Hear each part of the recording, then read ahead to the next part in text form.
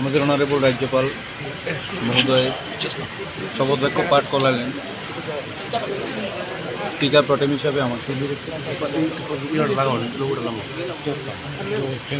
কাল থেকে আবার শপথ গ্রহণ হবে, শপথ বাক্য পাঠ করাবো। আমি এখানে যারা যারা নির্বাচিত বিধায়করা রয়েছেন তাদের সবাইকে কালকে এবং পরশু দুদিন ডেট ফিক্স করা আছে।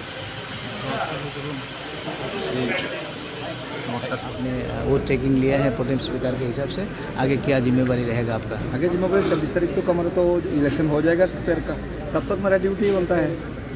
बाद में तो जो स्पीकर बनेगा वो काम करेगा। 26 तारीख तक मैं हूँ, 26 तारीख तक में जब हो जाएगा इलेक्शन स्पीकर का, तब तक मैं तो प्रोटेम स्पीकर के नाते काम जितना है जो आ रहा है सामने वही करूँगा। सर विधानसभा अधिवेशन कब बसছে কোনো? विधानसभा अधिवेशन तो 24 तारीख থেকে শুরু হবে, 24 তারিখ থেকে চলবে, 2-3 দিন তো হবেই। ঠিক আছে, বাজেট রয়েছে আমাদের, আমাদের তয় করা আছে। ওনারা বোধহয় 17 তারিখে নেবেন, আমার সাথে যা কথা হয়েছে 17 তারিখে নেবেন ওনারা। Thank you.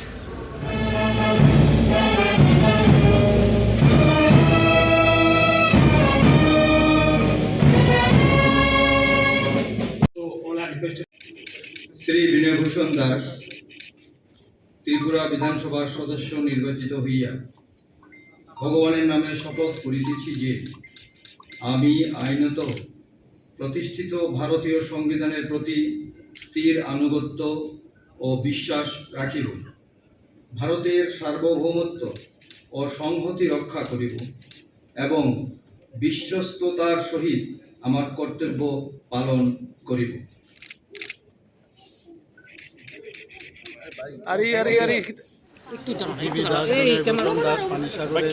থেকে নির্বাচিত হয়েছেন, ওনাকে প্রোটেম স্পিকার হিসাবে আজকে শপথ এখানে গ্রহণ উনি করেছেন। এর জন্যই আমাদের এখানে আসা, সমস্ত মিনিস্টারগুলো এখানে এসছে। তো 15 তারিখ অন্যান্য যারা আছে, যারা MLA আছেন তাদেরকে আপনি শপথ দেবেন। फिर उन्होंने जितना हम लोग का MLA निर्वाचित हुए उन लोगों का फिर वो शपथ देंगे। Thank you.